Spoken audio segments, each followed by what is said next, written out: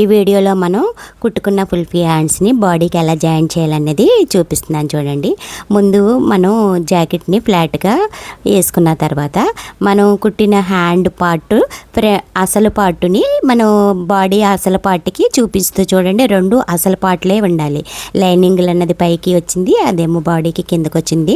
అసలు పార్ట్కి చూపిస్తూనే shoulder joint కాంచి hand centre జాయింట్ని పట్టుకొని రెండు సెంటర్ నుంచే జాయిన్ చేసుకురావాలి. ఎందుకంటే హ్యాండ్ కుట్టేటప్పుడు సెంటర్ నుంచి జాయిన్ చేసుకున్నామంటే మనకి అప్ అండ్ డౌన్ లేకుండా షోల్డర్ షేప్ అన్నది నీట్గా వస్తుంది. కుట్టిన తర్వాత మళ్ళీ రెండో కుట్టు తిరిగేసి చూడండి. కుట్టేటప్పుడు క్లాత్ అన్నది మనకి ఈ కుట్లో పడకుండా చూడండి హ్యాండ్తో నెమ్మదిగా సరి చేసుకుంటూ కుట్టిన కుట్టు మీదే కుట్టు పడేటట్టుగా నెమ్మదిగా రండి. చూడండి బిగినెస్ మనం క్లాత్ని అడ్జస్ట్ చేసుకుంటూ కంపల్సరీ కుట్టాలి. అడ్జస్ట్ చేసుకుని కుట్టకపోతే ఎందుకంటే లోన ఫుల్ఫీ రెక్ అన్నది లూజ్గా ఉంటుంది కదా, మనం ఈ జాయింట్లోకి ఆ చివరి జాయింట్ అనేది రాదు. అందువలన కుట్లోకి పడకుండా నెమ్మదిగా షోల్డర్ని జాయిన్ చేసుకుంటూ రావాలి. చూడండి ఇంకో రెండో హ్యాండ్ అనేది చూపిస్తున్నాను. ఏళ్లతోటి నేను ఎలా సరి చేస్తున్నాను చూసారా, అలా నెమ్మదిగా సరి చేసుకుంటూ సాగదీయకుండా మనకు అక్కడికక్కడే క్లాత్ని కుదించి దగ్గరగా పెట్టుకొని కుట్టాలి. ఏదైనా కుట్టకపోతే షోల్డర్ అనేది జారిపోద్ది. ఎందుకంటే చంక ఎక్కువైపోయి సాగిపోయి షోల్డర్లు అన్నవి షేప్ అవుట్ అవుతుంది. రెండో కుట్టు కూడా మనం మళ్ళీ ముందేసిన కుట్టు మీదే పడేటట్టుగా చూడండి. నెమ్మదిగా వేళ్లతో నేను ఎలా సరి చేస్తున్నాను చూసారా. బిగినెస్ ఎక్కడ వీడియోని స్కిప్ చేయకుండా చూడండి. స్కిప్ చేయకుండా చూస్తేనే కుట్ట అన్నది ఎలా కుట్టాలన్నది వివరంగా అర్థమవుతుంది. స్కిప్ చేశారా అంటే మీకు ఆ క్లాతులు పెట్టేటప్పుడు హ్యాండ్ జాయిన్ చేసేటప్పుడు ఫిల్స్ కుచ్చి అన్నది లోనికి వెళ్ళిపోయి ముడతలు పడిపోద్ది. చూసారా నెమ్మదిగా ఒక్కొక్కటి ఎలా జాయిన్ చేసి కుడుతున్నాను చూసారా. స్లోగా నెమ్మదిగాను చెయ్యి కూడా హ్యాండ్ తిరుగుతుందా చెయ్యి తిరుగుతుందా పట్టును కూడా చూసారంటే మీకు బాగా అర్థమవుతుంది. చూడండి నేను కుట్టిన తర్వాత మనం స్లోగా జాయింట్ చేసేటప్పుడు కుట్టపెట్టి ఎక్కడ ముడత అన్నది లేకుండా రెక్క అన్నది చూసారా ఎలా గల్లీగా వచ్చి ఉందో మనం జాయింట్ చేసుకోవాలి. జాయింట్ హ్యాండ్ లూజ్ చూసుకొని షోల్డర్లు ఖర్చులు అన్నవి పైకి ఉంచుకొని మన షోల్డర్ కాడి నుంచి స్ట్రైట్గా ఒక కుట్టు అన్నది వేసుకుంటూ రావాలి. చూడండి ఇంకో హ్యాండ్ అన్నది జాయిన్ చేస్తాను. ఈ హ్యాండ్ కొంచెం వివరంగా చెప్తాను, ముందు చెప్పలేదు. మనం హ్యాండ్ రెక్క అన్నది బయటికి విడిగా తీసేయాలి. రెక్క అన్నది మనం జాయింట్ చేసే పార్ట్లో అన్నది ఉండకూడదు.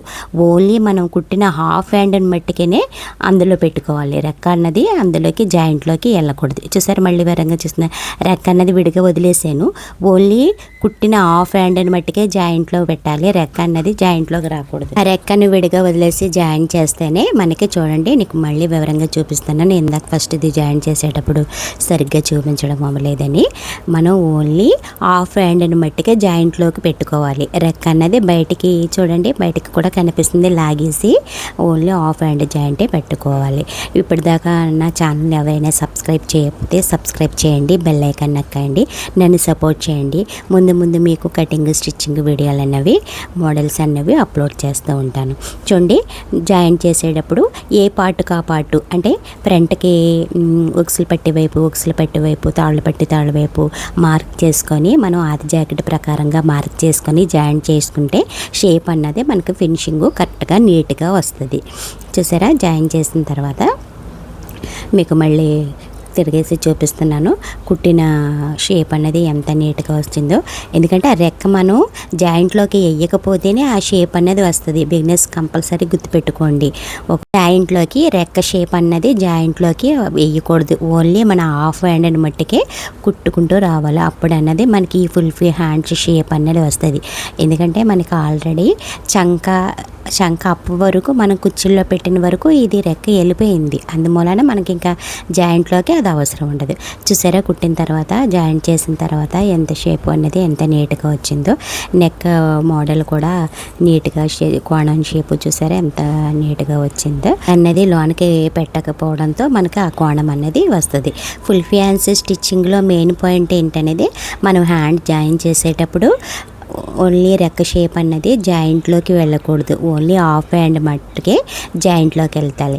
చూడండి మీకు జాయింట్ చేసిన తర్వాత ప్లస్ వచ్చింది చూసారా, మనం జాయింట్ చేసిన తర్వాత ప్లస్ షేప్ అన్నది వస్తేనే మనకు బాడీకి ఫిట్నెస్ అన్నది ఉంటుంది.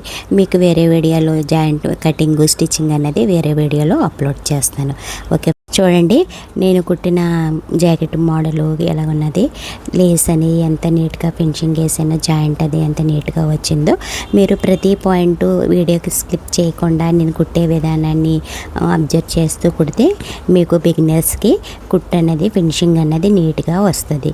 మీకు ఏ వీడియో కావాలన్నది, ఏ కటింగ్ స్టిచ్చింగ్ కావాలన్నది నాకు కామెంట్ బాక్స్లో కామెంట్ చేస్తే నా వీళ్ళని బట్టి మీకు ఒక వీడియో అన్నది అప్లోడ్ చేస్తాను. చూడండి ఎంత నీట్గా వచ్చిందో, కోణాలు అయ్యి నెక్ షేప్ కూడా చూసారా ఎంత నీట్గా వచ్చిందో.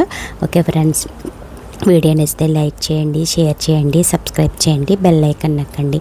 మరిన్ని వీడియోల కోసం నా ఛానల్ ఫాలో అవ్వండి. Bye friends.